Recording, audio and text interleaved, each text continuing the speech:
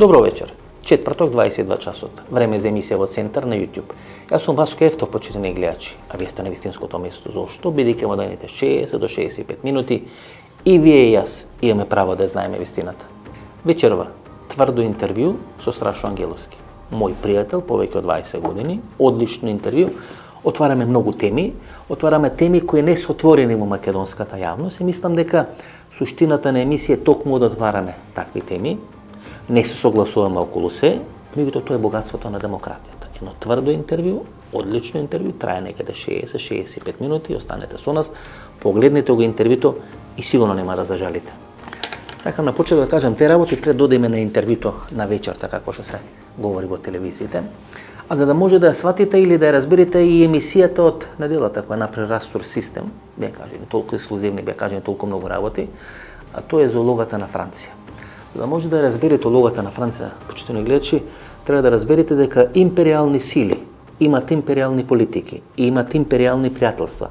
И тоа се стратегии, пријателства и политики кои не се менуваат 100, 150 или 200 години. Тешко вие може да ги смените тие стратегии. И тоа се тие империјални сили. Во моментот во светот постојат две суперсили и постојат две големи сили. Двете суперсили се Соединетите Американски држави и Вашингтон, односно Пекинг и Кина. И двете големи сили се Русија и Европската унија. Европската унија се соочува со еден процес на едно внатрешно преструктурирање. Излезе Велика Британија, Меркел за неколку месеци се повлекува, оди во пензија и всушност главната роља во таа Европска унија треба да има Франција, бидејќи Франција, освен што е една од двете најголеми европски држави во рамки на Европската унија, таа е единствена нуклеарна сила во рамки на Европската унија. Меѓутоа Русија и Франција се две големи сили. За да тие две големи сили може да им парират на двете суперсили, тоа се Кина и Америка, треба да се спојат. Кога двете големи сили ќе се спојат, ќе се формира трета суперсила. Тоа ќе имаме три суперсили. Суперсила Кина, суперсила Америка и суперсила Нова Европа. Или таа идеја на Шарл де Гол, Европа од Атлантикот до Владивосток. Таа идеја сака да реализираат французите. И затоа е таа нивна соработка со Русија, да имат отворени прашања со Турција, да имат отворени прашања околу Украина, да имат многу отворени прашања Франција и Русија, меѓутоа имат заеднички интерес за тоа да бидат голема суперсила. За да бидат голема суперсила треба да ја направат таа нова Европа, која ќе биде од Атлантикот, па тамо некаде до Владивосток. Затоа Франција и Русија сега заеднички работат на Балканот. Заеднички стојат зад разни нон-пейпери, Јанша, Кохади, Тори и така натаму и така натаму. Заеднички имаат интерес тука да има одредени проблеми, бидејќи ако тука има одредени проблеми, ќе бидат во конфликт или ќе се спротивстават на една друга суперсила, тоа е американската геополитика, која токму тука на Балканот смета дека е линијата на фронтот или линијата на огнот. И така треба да разберете француската политика. Француската политика секогаш ќе котира со Русија, а секогаш ќе биде спротивставена на Америка. Тоа може би е комплекс на помал брат, небитно. Меѓутоа, француската геополитика во моментот се реализира со помош на Русија. Тоа е оној дел што сакав да ви објаснам за да може да ја разберете анализата од неделата.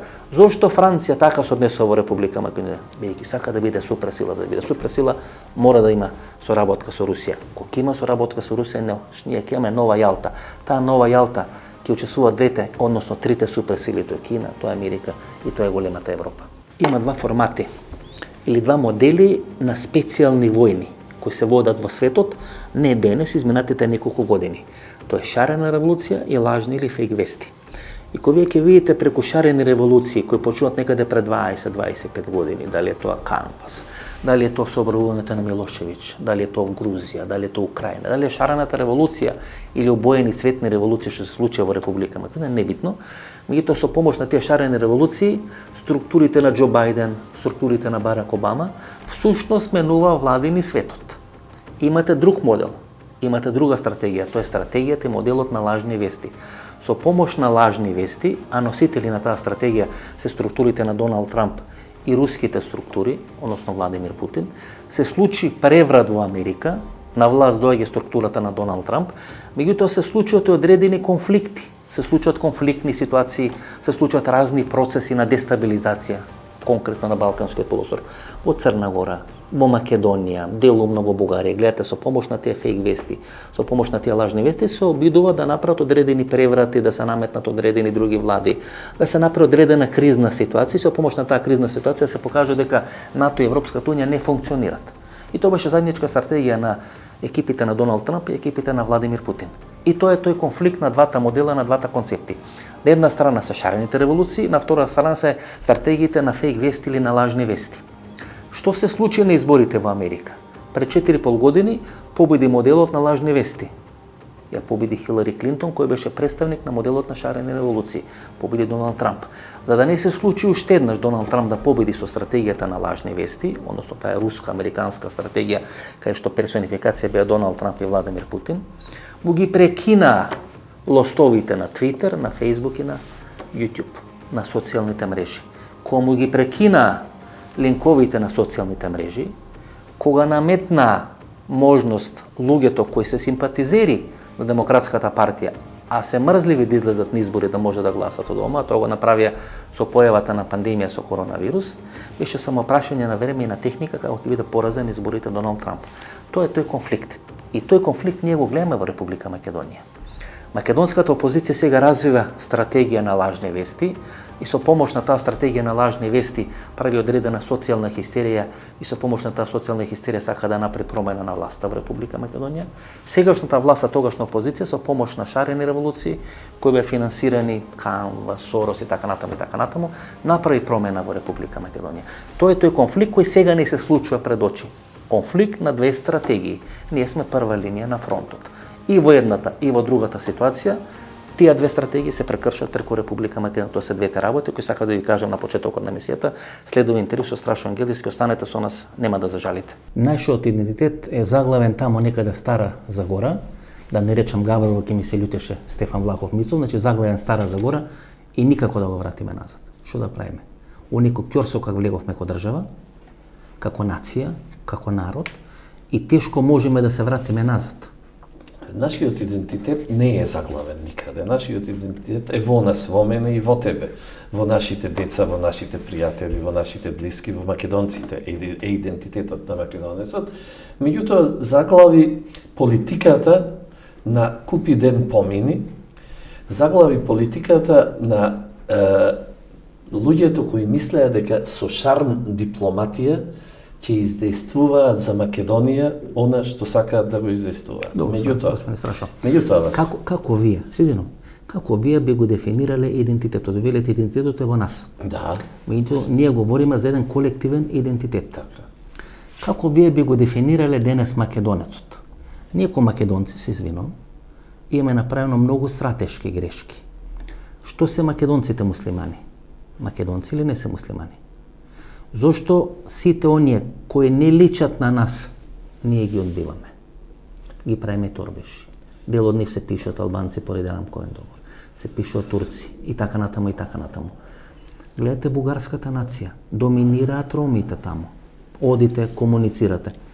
И никој не вели дека ромите се роми, туку дека се бугари. Светски шампиони. Ние се наоѓаме на една пресвртна точка за да можеме да дефинираме што е македонецот на 21 век. Да се разбереме, Васко, најпрво, да речеме, кога веќе зборуваме за македонците муслимани, јас во едни по-давнешни години... Пример ви го давам, како пример ви го давам. Во едни по-давнешни години, пред 20 години, им велев, зошто формирате здружение на македонци со муслиманска вероисповест? Зошто се двоите од македонците? Дали сте виделе во Германија да има германци со протестантска вероисповест и да си формираат здружение и германци со католичка вероисповест? Не. Се согласувам. Значи, ние, види, тие поделби датираат на македонецот, датираат од времето на поранешната удба. Македонците, ја мислам дека македонците датираат многу порано од удба. Тоа е проблемот што датираат многу порано од удба. Удба многу вешто ги делеше македонците и во иселеништвото, каде што ги делеше на егејци и на вардарци, и овде ги делеше на македонци, муслимани, таму е тестирано, во диаспората е тестирано. Се оно што се случуваше од 91 година во Македонија, по референдуму за независност, 80-тите години е тестирано во Австралија, најмногу во Австралија, дел Канада и та. Вие сте патриотска патрија, имате комуникација со тие патриотски здруженија, знаете зашто говорам. Па Лјупчо Георгиевски се врати од Америка и Канада и рече таму има 3 типа на македонци. Сеќавате на таа изјава 93-94 година. Само македонци испадна дека нема во диаспората. И сега да се вратиме на она што значи македонскиот идентитет. Ајде. На она што значи бугарската грешка во бугарската политика во односот кон македонската држава и македонскиот народ. Значи, Бугарија имаше историска шанса да од македонците и од македонската држава да направи пријатели и да го направи она што ние навистина сме. Ние македонците. И сегашните бугари кои потекнуваат од македонски корени, навистина сме двата најблиски народи на Балканот. Меѓутоа, погрешната бугарска политика, која ја водеше Бојко Борисов посебно последниве години, како слеп извршител на германската политика на Балканот, доведе до таму да македонецот повторно почна да чувствува аверзија кон Бугарија, кон своите собствени браќа. Зашто зборува? Може ли да дефинираме? Се извинувам, да не ви избега мислата. Значи, ние имаме Македонија треба да биде, според бугарскиот концепт, тоа што сака да го направи, и според Преспанскиот договор, единствена држава во светот, каде што македонци живеат само на нашата територија. Ние немаме, значи мораме да дефинираме, пошто е клучна работа, а вас ве покани во емисијата за да можеме да ги дефинираме овие работи. Не да се бавиме со дневна, морам да ве прашам. Значи, според Милен Врабевски, еден од главните играчи на Бојко Борисов, Константин Манефеев е целата таа работа, Илир Мета, турското влијание, многу опасно Чавушоглу линијата, Преспанскиот договор. Што правиме ние со македонците? Значи, види. Кои бугарите и грците ги третираат како македонци, но не ги третираат како македонци како што ние се третираме во Република Македонија. Што правиме со тие македонци? Васко, мислам дека може да одговорам веќе. Значи, две работи или од два аспекти треба да се наблюдуваат тие нешта. Уште на времето 95-та година, кога ние го променивме членот 49 од Уставот на Република Македонија, со кој се откажавме од грижата за малцинствата, за македонското малцинство во соседните држави, требаше да сватиме дека е тоа големата игра која на Македонија и се игра. Знаеш зошто? Затоа што не постои народ во светот кој нема своји малцинства во соседните држави. Така е. Доколку докажете дека не постои македонско малцинство во соседните држави, значи дека не постои ниту македонски народ. Така. Значи, тоа е првиот аспект на играта која Тоа е столбот. Тоа е столбот. И вториот е она што јас го зборував 1648 година, кога после 30 годишни војни во западно-христијанските европски држави се подпишува Вестфалскиот договор и за прв пат се детерминираат термините држава и нација, и од тој момент ние сме сведоци на современиот развој на политиката на нацијата и на државата. Што значи тоа, Васко? Тоа значи дека во тој момент се исколчуваат територии каде што се создаваат држави и се вели на оваа територија која е исколчена живее таа и таа нација. Така вештачки се создаваат и германската нација и француската, но и бугарската и грчката. Значи, за што станува збор? Некаде на крајот на 19-тиот век, за да се одземе силата на Отоманската империја, така вештачки се формираат и Бугарија и Грција, но така вештачки се формираат и државичките на Блискиот Исток, за да се одземе силата на Отоманското царство. Не само на Блискиот Исток. И сега. Во Јужна Америка. Така. Не, зборуваме сега за овде, зборуваме за овој наш регион кој нас не интересира. Значи, дозволи само. И во тој момент кога се формира бугарската држава, на територијата на таа исколчена држава живеат македонци, живеат мал дел тракијци, мизици и живеат некои остатоци од прабугарските племиња кои нели во 7-миот век хан Кубрат ги обединил и потоа ги се населиле овде. И се во тој момент единствен жив јазик кој се говори во таа новоформирана држава е македонскиот јазик. И на тој јазик почнуваат да зборува бугарската нација. Меѓутоа, не постои бугарски народ. Дали постои бугарски народ? Не постои. Видите, за да бидеме фер до крај, има две бугарски држави во тој момент. 1876-78 година, тие војуваат помеѓу себе. Победува едната бугарска држава И така е формирана. Меѓутоа да не влагаме во историја. Значи две бугарски држави кои војуваат помеѓу себе, па бугарско-српска да објаснам ова со нацијата и народот. Значи, видите, има една теза. Само ќе ми дозволиш. Ќе ви дозволам поише. Значи има една теза. Ако Југославија место 1918 била формирана 1848 година, кога е формирана современа Италија, кога е формирана современа Германија, многу социолози, политиколози се категорични дека тогаш имавме југословенска нација. Таа е формирана 70 години подоцна. Види, значи токму тоа сакав. Тоа е суштината на ова што го говорите. Токму тоа сакав да го кажам, за да пластично за да не разберат гледачите. Кога се формира бугарската држава, почнува да се формира и бугарската нација. Доколку не мора да била формирана 1848. Доволно беше само Југославија да обстане уште овие 30 или 40 години. Ние веќе се сеќаваш ти дека пред да се распадне југословенската држава, веќе почнуваа луѓето да се запишуваат како националност југословени. Лепа Брена. Јас не знам кој меѓутоа ти имаше. Песмата југословенка. И сега. Но национална химна стана таа песна. Таа нација ќе беше вештачка нација југословенска, создадена од народите македонски, српски, словенечки, хрватски и така натаму и така натаму. Исто така е формирана бугарската држава и бугарската нација. Ете тоа е тоа. Знаете кај прете грешка? Секоја нација е вештачка. Секоја нација е вештачка. Тука е проблемот. Што правиме ние? Ќе се вратам на тоа прашање. Тоа и го тврдам јас. Секоја нација е вештачка. Народот може да прерасне и да создаде нација. Меѓутоа, државата, нацијата, не може да се врати назад и да стане народ. Ете, тоа бугарите не можат да го сватат, бугарската политика, зборувам, не може да го свати дека тие од вештачки создадената нација не може да се вратат назад и да формираат бугарски народ. Ете, тоа е тоа. Имаме ние македонци кои живеат во Бугарија и кои живеат во Грција. Ако ние не прифатиме дека живеат тамо македонци во Бугарија и во Грција, тогаш ќе ја прифатиме бугарската теза дека македонци живеат само на 25.000 километри квадрат. Така. А не постои народ во светот кој живее само на една територија. Тоа би значило дека ние математички прецизно, што би рекол Мицкоски, и тоа згора на се. Да, сме ја исколчиле нашата бугарите не велат дека овде живеат македонци. Туку одродени бугари. Ете така. Туку дека живеат одродени бугари. Да бидеме прецизни во. Но ајде да ја прошириме тезата. Во Грција има еленизирани или хеленизирани македонци. Грција денес ја развива тезата дека македонската целина е поделена на два дела, и тоа е многу опасна грчка теза.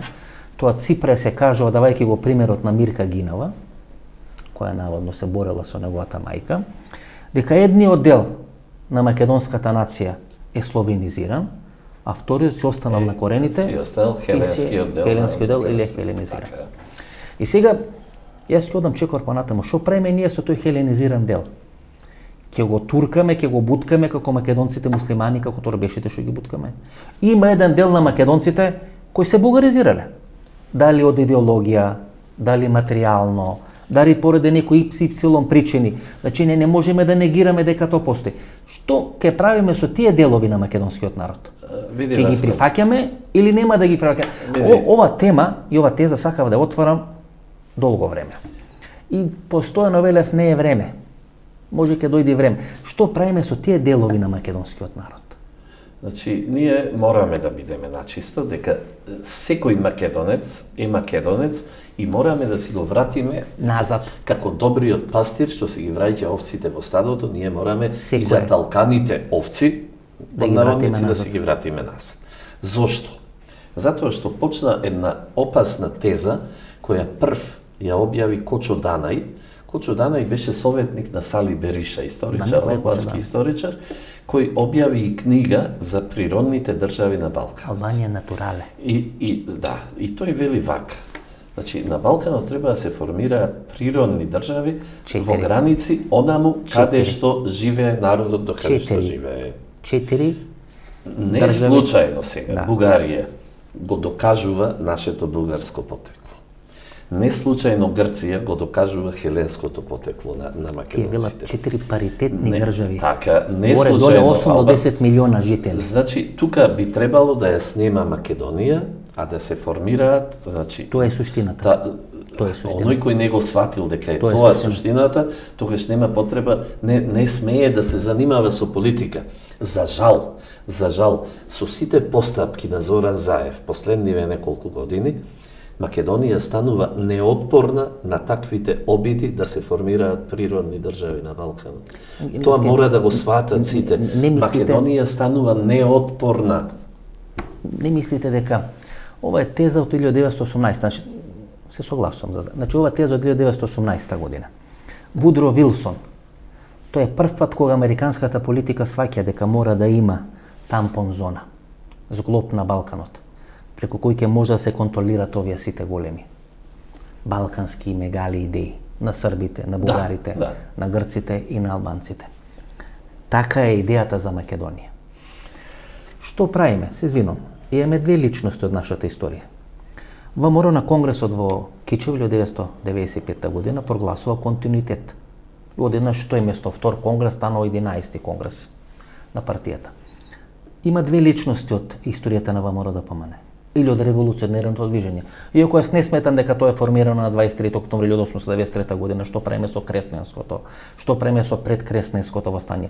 Не сметам дека една политичка партија треба да приватизира одреден процес за создавање на македонска држава, но тоа е друга тема, да не е они што... Значи, мораме на кратко и тоа да го кажеме. Затоа што претходните востанија, што правиме? Како што е македонското востание, тоа што ти го велиш Кресненско, тоа е македонско востание. Значи претходните востанија имаат условно речено локален карактер. Зошто зборуваме за 1893 кога за прв пат добива организиран облик на целата територија на Македонија. Значи затоа говориме за да бидеме поштени, 1903 година да не е Егејскиот дел и тоа востание ќе има локален карактер. Немаше востание во Штип, немаше востание во Стромица. Зборуваме за територијата на Македонија. Таа е се една и единствена и целосна територија на Македонија. Но имаме две личности во нашата историја. Иако ВМРО нели прогласи континуитет од 1893 година, во структурата на тој континуитет е Ванчо Михајлов. Бугарите велат имаме заедничка историја. Каква историја Ванчо Михајлов? Заедничка или не заедничка историја? Се извинувам. Уште едно прашање. Бугарите се фашисти. Каде живе во текот на Втора светска војна Ванчо Михајлов? Значи, во Советскиот сојуз, во Бразил или куќе до Анте Павелич и до ХДЗ? За Ванчо Михајлов кој го носи Ванчо Михајлов во Македонија и во Скопје? Го носат русите, британците или Абвер, германската тајна служба? Ги знаете овие работи?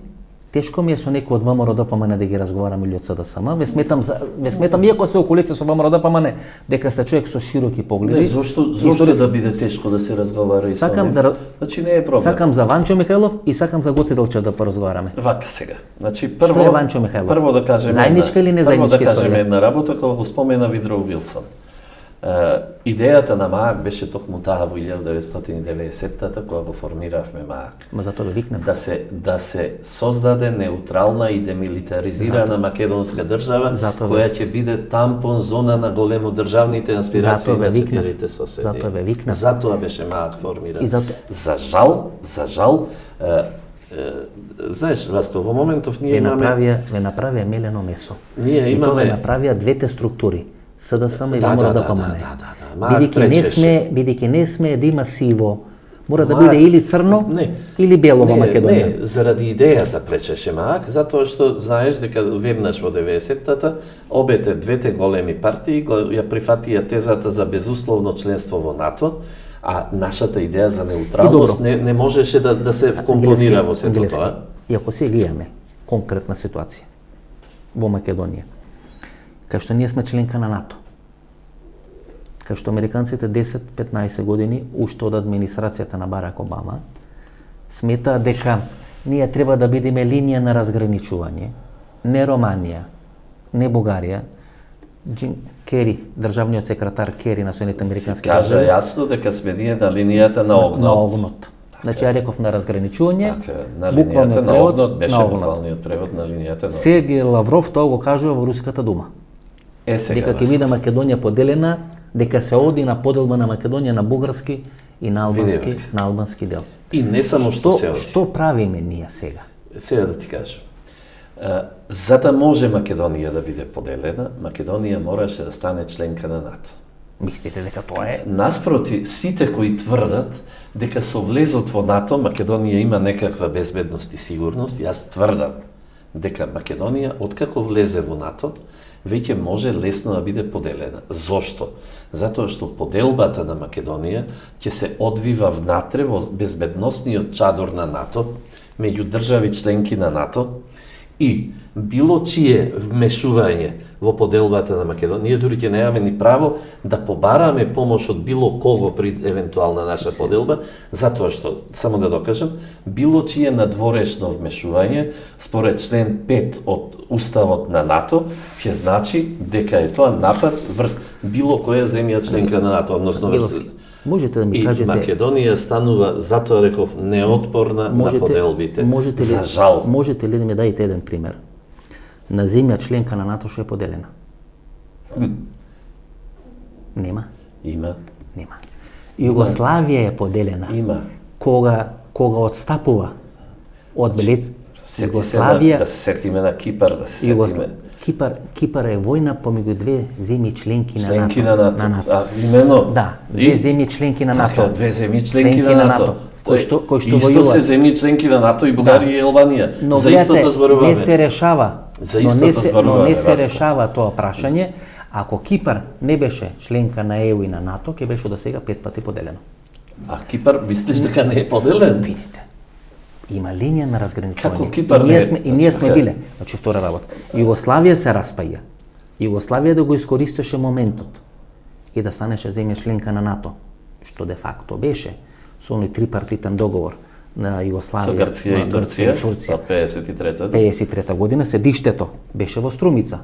Токму, значи Струмица, македонците многу малку знаат дека со Неискиот договор е последна вратена во кралството Југославија. Таа една или две години повеќе од другиот дел на Македонија останува надвор од кралството на Југославија, останува во Бугарија, таму некаде помеѓу Ново село и Струмица. И затоа потоа најголемата колонизација, српска колонизација во Македонија се одвива точно во Струмица. Дури Берово, Делчево, границата со Бугарија. Нормално, меѓутоа дури има податоци дека 100% од земјиштето, од обработливото земјиште во Струмица, значи 100% било дадено на српските колонизатори. Во другите општини тоа било некаде 90, 92, 86 во зависност од општините, меѓутоа во Струмица 100% од обработливото земјиште е дадено на српските колонизатори. Тоа треба да го знаеме како Бугарите се окупатор и се фашисти. Нели? Тоа е македонски став на македонската јавност. Ванчо Михајлов е донесен дури 44 година во Македонија. Иако хрватите велат дека уште 41 година вршат притисок врз Хитлер за формирање на независна Македонија, која ќе биде некој пандан на независна држава Хрватска. И ако биде еднаш формирана независна Македонија во некои географски граници и рамки, вие оставате трага во историјата. По 50, по 100 години може некој друг ќе може да обнови или да ја возобнови таа држава која е формирана во време на Ванчо Михајлов. Ни 41 година германците даваат согласност, тоа се сега нови документи, станува збор за Валтер Шиленберг, тоа е СС, Бундесвер, офицер. Значи, он пишува некои своји мемуари и во тие мемуари, во таа архивска граѓа, пишува за Ванчо Михајлов. Значи, таму се гледа дека Ванчо Михајлов бил соработник на германските разузнавачки служби, дека со помош на германските разузнавачки служби е куќа до куќа до Антон Павелич. Сето е тоа јасно. Значи, све јасно. Сето е тоа јасно. Што е Ванчо Михајлов? Сега вака, фашист. Значи, ние мораме црните петна во историјата. Што правеле прво ВМРО-вци од 41 до 44 година? Биле со бугарите или биле со партизаните? За да дојдеме до таму, ќе се вратиме, ајде да се вратиме малку назад. Кај ќе се враќате се? Ко не ви одговара, се враќате на 5 века назад. Кај крали Марко ли ќе се вратиме? Ајде. Значи да се вратиме во времето кога центрите на моќ, кои и тогаш постоеле како и сега, ги инсталираат комунизмот и фашизмот. Што е Ванчо Михајлов? Значи комунизмот. Што е Ванчо Михајлов, се извинувам? Комунизмот е атеистичка идеологија. Ама сака избега тоа темата. А фашизмот е клерикална идеологија. Страшно. Дозволи. Страшно. Ама морам да го објаснам Ајде, ова. ма немојте 10 минути, ќе избегате темата. Ајде, Значи, ајде. Затоа комунизмот, тие центри на моќ го инсталираат во тогашна Русија, за да како атеистичка идеологија работи на уништување на православието и на православната, на источната црква. Додека фашизмот и нацизмот се инсталираат во западно-христијанските држави и како клерикална идеологија, и ние имаме ситуација, Васко, кога фашизмот и Ватикан се поврзани до крај. Ние имаме ситуација кога Ватикан му дава во Португалија, да речеме, поддршка на Салазар. Имаме ситуација кога на Франко му ги опеваат топовите на Франко, и кога Опус Деи, католичката организација во Шпанија, во еден момент добива половина од министрите во владата на Франко. Тоа е направено да биде уништено православието. Кога Ватикан подпишува договор со Мусолини и кога католицизмот станува државна религија во Италија, ние имаме ситуација кога во Полска, Полуцки во Полска, и фашистичката ги анектира делови од Белорусија и од Украина. Ама све ве разбереме вас. Значи, ама све ве разберам. Имате проблем во ова што кажувате. Јас немам проблем. Не, имате многу сериозен проблем. Прво, Ванчо Михајлов после 45-та, 46-та година Ватикан го крие. Не руската православна црква. Имено. Меѓутоа имаше еден поголем проблем. Затоа зборуваме за поврзаност. Токму тоа сакав, Васко, да ти го кажем, поврзаноста на фашизмот и на Ватикан. Ама ние имаме многу посериозен проблем. Поврзаноста на Ватикан и на фашизмот. Ние многу посериозен проблем од Ванчо Михајлов. Ние можеби и немаме посериозен проблем од Ватикан. Што беше? Можеби немаме посериозен проблем од Ватикан. Што беше Гоце Делчев? Тоа треба да го знаеме. Тоа мораме да го знаеме. Што беше Гоце Делчев? Унијат или не беше унијат? Па сега. Унијат беше? Така. Можеме ли да дефинираме што се унијатите? Унијатите остануваат на православие, но го признаваат римскиот папа или поглаварот на католичката црква како врховен поглавар. Така. Или како го нарекуваат источен католицизам. Источен католицизам. Гоце Делчев е од Кукуш. Така. Во Кукуш е центарот на унијатството на македонската. Кој се сели потоа во Струмица. Во Струмица. Така. Најголем дел од Кукуш пребегува во Струмица. Затоа ние добиваме Борис Трајковски, добиваме политичари од Струмица кои имаат проблематично и религиско и национално чувство и така натаму и така натаму. И не случајно од Струмица, тоа сум имал една или две емисии. Гоце Делчев припаѓа на унијатите. Значи, тие го признаваат Ватикан. Васко, затоа и сакав да ги објаснам овие нешта, за да ја сватиме играта. Двата, во наводници апостоли, за да ја сватиме Иванчо Михајлов, играта. од кој се откажуваме, и Гоце Делчев кој го сакаме, се во врска со Ватикан. На Ватикан, околу играта на Ватикан, околу Македонија и околу православието. И не само Гоце Делчев, Иванчо Михајлов, од кого е цар Самуил крунисан? Да, исто така. Па цар Самуил е крунисан од Ватикан. Поделбата на Македонија во времето на цар Самуил ја овозможува Ватикан со крунисувањето на цар Самуил. И ова не е заглаве идентитет у Стара Загора. Ова е со векови, нешто со кое ние имаме проблем. Значи, а ова со бугарската денешна актуелна политика, тоа е многу мал сегмент од сето она што ние го имаме како проблем. Не случајно јас ги споменав фашизмот и комунизмот. И ние како македонци треба да погледнеме на вистината во очи. Тоа што не ни се допаѓа, не можеме да го фрлиме со водата. Не можеме детето да го фрлиме со прљавата вода. И имаме Балкани делови на нашата историја кои не ни се допаѓаат. Од кои се страйме, но нема држава во Европа и во светот која нема Балкани делови. Меѓутоа види, и треба да градиме патриотизам на 21 век. Треба да градиме македонец на 21 век, кој ќе знае што да прави. Јас не се согласувам дека членството во НАТО не направи ранливи. Нас не прави ранливи тоа што сме неспособни ко генерација.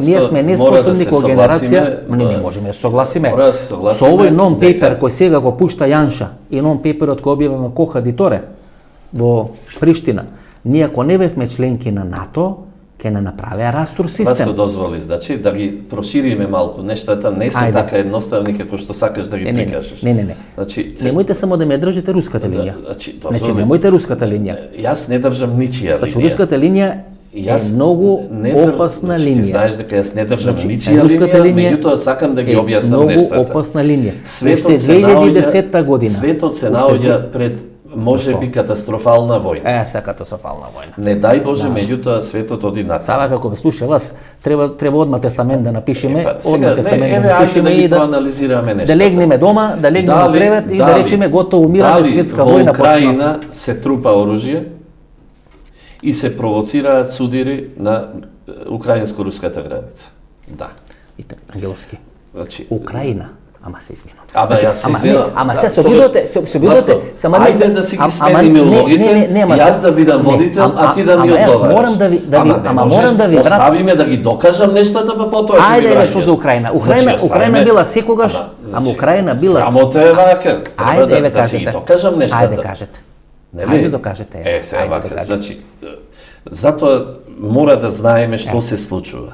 Значи, се трупаат сили и на Украина и се дава од позадина и се дава сила за да се спротивставува и да ја предизвикува Русија. Тоа е прво. Второ, овие нон-пейпери се однесува на БиХ и на Косово. И на Македонија? Значи, ударното беше БиХ и Косово. Зошто? Си Да. Ударното беше дел на БиХ и Косово. Македонија треба да биде приклучен кон Албанија, како не да се однесува на Македонија. До Ударното нон-пейперот на Јанша. беше БиХ и Косово. Зошто? Повторно, бидејќи Русија и Србија сметаат дека имаат заеднички интереси и на Косово и во Република Српска, повторно треба да се испровоцира Русија. Тоа е второ. Трето, дали сосема случајно токму сега Америка ги повлекува своите војници од Авганистан? Не. Затоа што Авганистан граничи со трите, според американците, непријатели на Америка. Со Иран, со Кина и со Русија.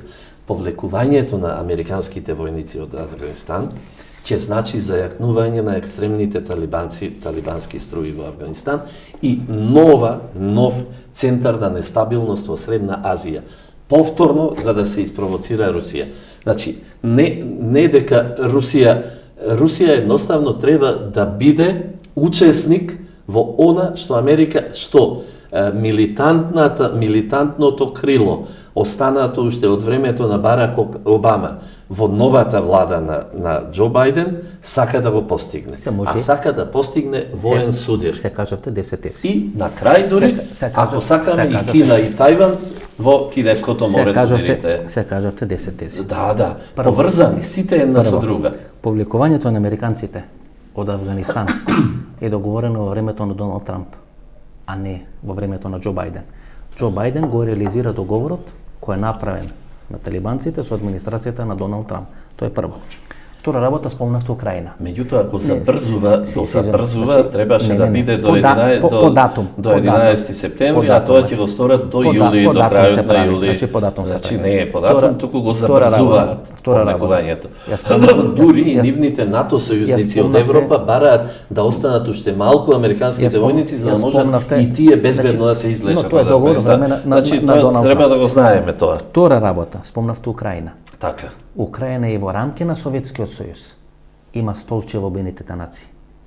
Едно, за да се одади почит кон жртвите во текот на Втората светска војна, но Украина е нуклеарна суперсила. Ако некој сакал да прави војна во Украина, немал да го повлекува целото нуклеарно оружје. Украина после 1991 година, после на времето на Кучма, има нула нуклеарно оружје. Така. Значи има расходувано целото нуклеарно оружје. Значи секојаш Украина си била како една посебна држава, имала место и столче во Обединетите нации. Трето, не може да бидеме, не можеме да зборуваме за 90-та година. Можеме да зборуваме за Украина после 2014-та, а не за Украина од 90-тите години. Во времето кога? Вака сега. Украина 2008 година, ако веќе сакате тезата коректно да ја презентирате.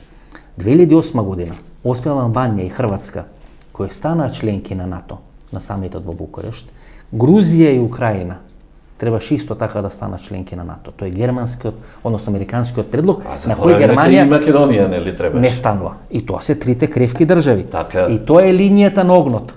Во Грузија имаше воен конфликт, има Осетија, има Абхазија, имаше војна интервенција на Русија и на Руската Федерација. Украина е линија на огнот и Република Македонија, но за да имате линија на огнот, мора да имате две структури, едната е руска, едната американска. Не може сами да се тепат американците. Значи, ова наликува на онаа шега кога некој малку поднапиен застанал пред нечија ограда пред куќата за да се олести. И излегува собствеников на куќата и му вели: "Зошто токму тука пред мојата куќа?" А овој му вели: "Па кај ти најде да изградиш куќата кај што јас дојдов да се олеснам?" Таква е и тезата на американците. Кај најдоа тие да направат, русите да направат држава на границата со Украина, да направат држава на границата со Белорусија и така натаму. Значи, за да имате сознание, Америка е таа која се доближува и која работи ако комунистичките пролетерските револуции се одвиваа под мотото "Пролетери од сите земји обединете се", така? Денес ние имаме мото или слоган "Хулигани од сите земји обединете се", преку Канвас и преку слични организации, и се изведуваат тие хулигански или шарени револуции. Сега таргет се Белорусија, Украина и Молдавија. Се таргет на Украина веќе заврши, Белорусија и да не ни избега и Молдавија се сега таргет на хулиганските шарени или обоени револуции. Да не ни избега емисијата во некој друг правец. Всушност, Украина и признавањето на Украинската православна црква беше клучниот настан изминатите неколку години. Бидејќи Русија смета дека таа Киевска Русија е замаец, прататковина на формирање на Советскиот сојуз и на денешната Руска Федерација. А всушност, сценариото за Украинската православна црква, која е признаета од Вселенската патриаршија, требаше да биде реализирано и преку Македонската православна црква, Охридска архиепископија. И тоа замре. И тоа јас го толкувам како инвестирање во Српската православна црква, бидејќи во овој момент единствено Српската православна црква може да му парира на Александар Вучич ако влези во процес на решавање на косовското прашање. Non-paperот малку го подценувате во однос на Македонија и на македонското прашање. Мислам дека е многу опасен, дека Босна всушност е зајакот по кој трчема, а дека Косово и албанското прашање е клучниот дел кој треба да всушност го анализираме, бидејќи се извинувам. Гледате го вокабуларот на Александар Вучич. Тој веќе не говори за преговарање со Косово. Тој говори за преговори на србите и на албанците. Значи, кога говориме за преговори на србите и на албанците, тоа значи интегрално решавање на српското и интегрално решавање на косовското прашање. Погледнете го распоредот на Александар Вучич.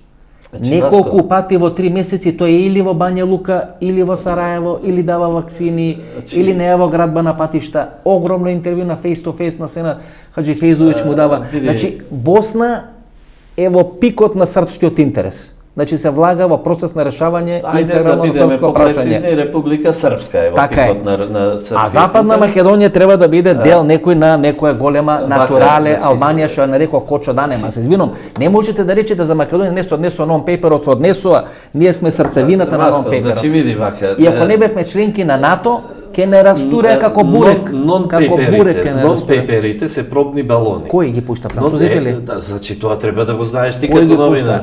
Тоа се пробни балони. Меѓутоа, затоа пак Франција го има она што го има во моментов. Јас 2001, значи пред точно 20 години, кога имавме некои средби со Леотар и со Пердју и со тие ситуации, знаеме кога се случуваше војната, нападот на терористите врз Република Македонија, јас им реков, со сето ова што го правите, воспоставувате етнички апартеид во Република Македонија. Меѓутоа, и стојат запишани тие зборови, затоа што ги објавив и во колумни, Но викам, многу скоро во вашите држави ќе имате верски апартхеид.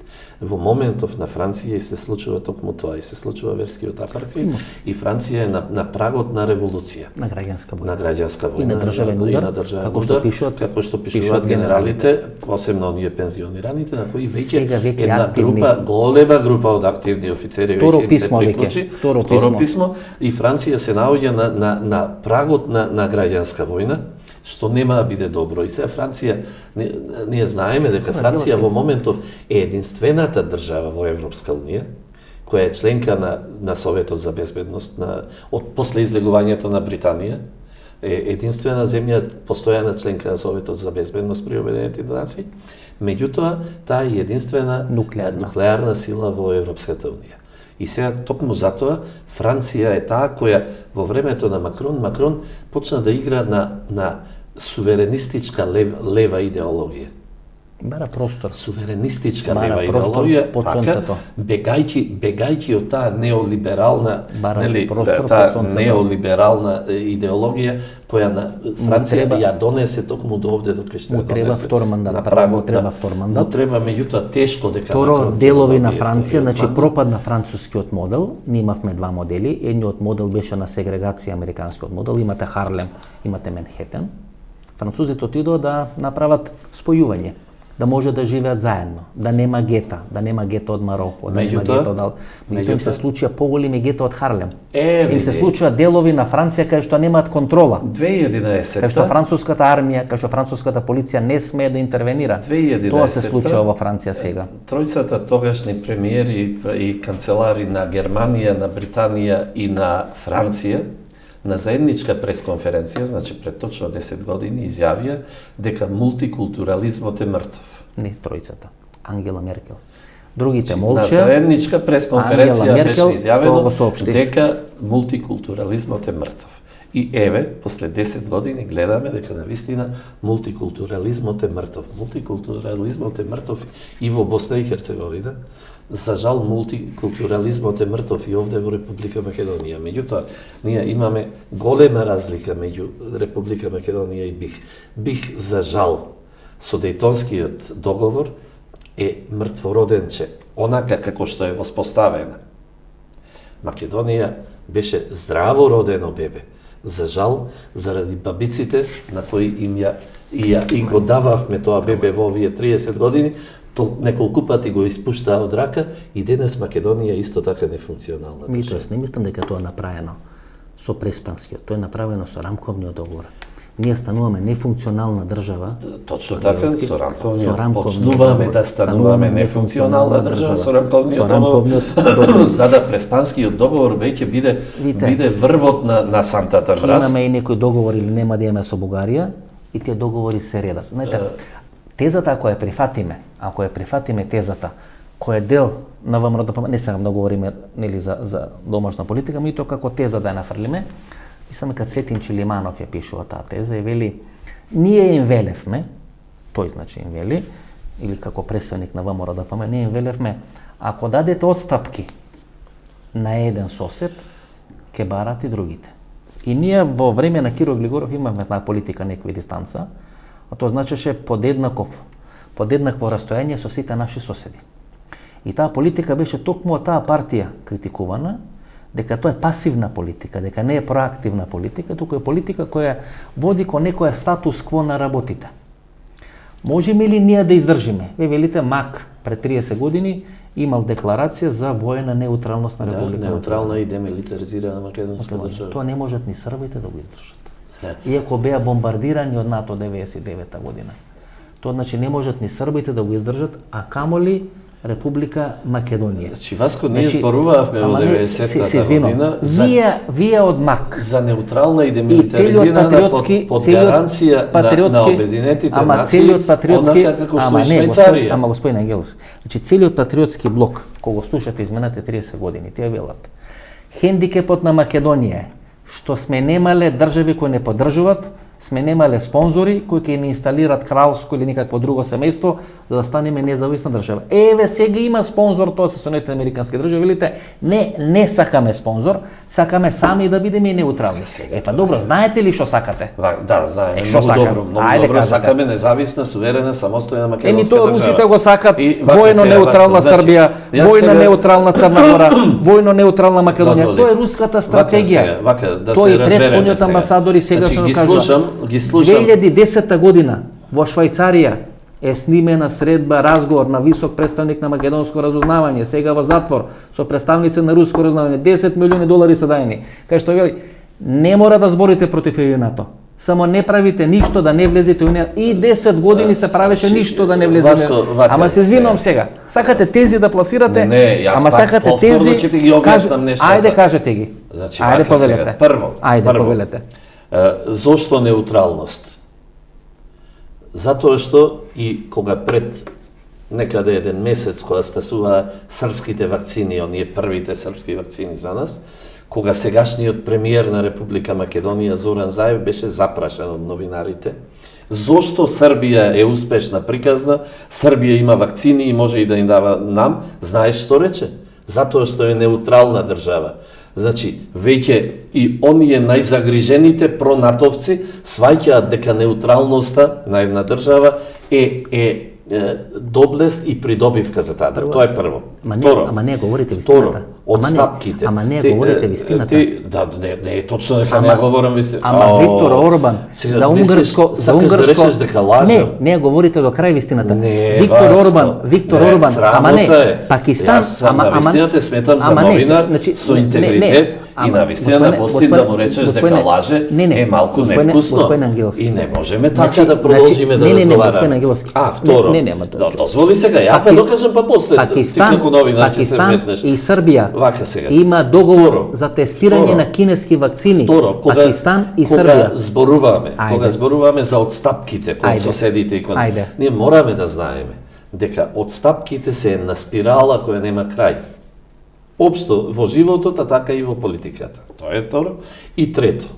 За жал со подпишување на договорот со Атина, Република Македонија е доведена во ситуација на гарантна окупација.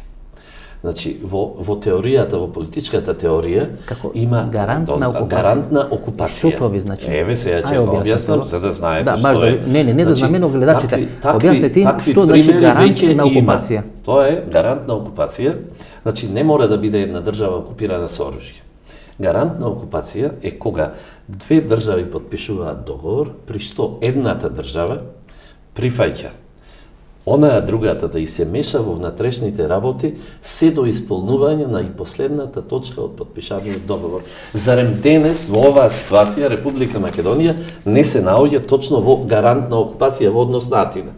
Доколку го подпишеме договорот со Софија, ние ќе се најдеме исто во ситуација на гарантна окупација во однос на Софија, затоа што и таа ќе има право да се меша во сите внатрешни прашања на Република Македонија кои ја засегаат нејзе се до исполнување на последниот член од договорот и, за жал, и последно, доколку продолжи Зоран Заев со реализација на тиранската платформа, ние ќе влеземе во таков однос и со Тирана. Тоа ќе рече дека Република Македонија се наоѓа веќе во гарантна окупација или се наоѓа, ајде да бидеме уште попрецизни, во сизеренски однос кон Атина. Добро. Значи, сизерен и вазал. Имаме однос на две држави. Сизерен е оној кој господари со другата држава, а вазал е оној кој кон сизеренот се однесува послушно и го исполнува сето тоа што сизеренот го бара од него. Во таква ситуација се наоѓа Македонија. 93 година Македонија станува членка на Обединетите нации. Кога стануваме членка на Обединетите нации, ние прифаќаме да имаме разговори за разликата. Значи не постои таму разликите, туку разликата. Разликата околу името. Околу името и ништо повеќе. Па да, ние за името преговараме. Ние веќе испреговаравме за името, за жал. 95-та година го продадовме. Е подпишана времената спогодба, која има рок на траење 7 години. Една година пред истекот на 7 години, секоја од двете страни може да се откаже од таа времена спогодба. Значи 7 години стекува 2002 година, сме можеле 2001 година се откажеме. Вторите 7 години стекува 2009 година, сме можеле 2008 година. Третите 7 години 2016 сме можеле 2015 година. Значи не СДСМ, ВМРО е на власт, кога сме можеле да се откажеме една година пред истекот на време на слободба. Некојаш бил СДСМ, некојаш било ВМРО. Значи не, точно 2001 било СДСМ на власт. 2001 е Лјупчо Георгиевски премиер. СДСМ по конфликтот излегува од власта. Останува само ПДП, партијата, како дел на таа коалиција помеѓу Арвен Џафери и Лјупчо Георгиевски, се извинувам. Значи, можеле да излеземе од тоа, но не сме излегле. Тоа значи, нема се извинувам се, тоа е прва работа. Втора работа, договорот со Бугарија е подпишан 99-та година. Киро Глигоров е председател на државата, Иван Костов, кој сега е Демократична Българија, кој е четврти политички субјект во Бугарија и без кој нема да може да биде формирана идната бугарска влада, го подпишува тој договор со Лјупчо Георгиевски. Тој договор Бугарија го подпишува за да ги отпочни преговорите со НАТО и со Европската унија. Зашто и тие мора да имат добрососедски односи, не само ние, туку и бугарите.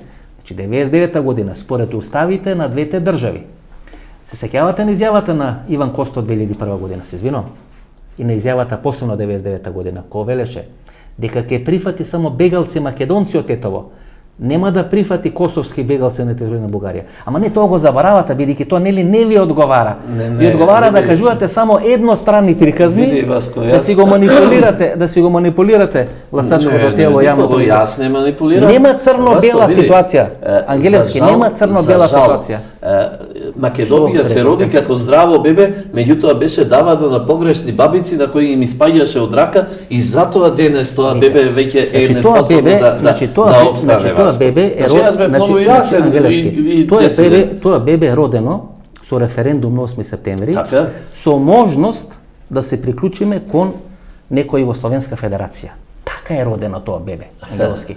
Не е родено како бебе здраво, кое цврсто знае што сака, бидејќи 70% од македонското јавно мислење таа 91 година сакаше да останеме во Југославија. Затоа е така направено референдумското прашање. Сте биле политичар тогаш и немојте да манипулирате. Не манипулирам, јас ќе Глигоров и Зетбеговиќ, не сум ја правел јас. Сум бил млад и сум бил тазен новинар. Кога ја правеа платформата Глигоров и Зетбеговиќ. Друго сакав да кажам. 90-та година, кога тргнавме да го формираме МАК, и ние тргнавме низ градовите и на луѓето им објаснуваме дека формираме политичка партија која ќе се залага за самостојна, суверена и независна македонска држава. Половина од луѓето не гледа како непријатели, затоа што вика вие ќе ни ја уништувате нам Југославија и ќе не другата половина не гледаше со недоверба, затоа што како ние малите македонци ќе можеме да направиме држава и да обстанеме сами. Токму затоа јас го потврдувам тоа, значи за жал. За жал, Васко, за жал. Значи сега не манипулирам. Во тој момент, само потврдувате. Не. Во тој момент за жал македонскиот народ како да не покажуваше капацитет за да создаде своја сопствена држава. Меѓутоа нештата се сменија. Овој народ се ја свати потребата и суштината од постоењето на независна, самостојна и суверена држава. И јас сега кога скоро нели се славеше годишнина од влегување во НАТО или не знам што, луѓето од гарнитурата на власт вака велеа. Конечно се реализира 30 годишното тежнење на македонскиот народ да станеме членка на НАТО. Ами, ние имаме милениумско тежнење на македонскиот народ да имаме независна, самостојна и суверена македонска држава со името Македонија.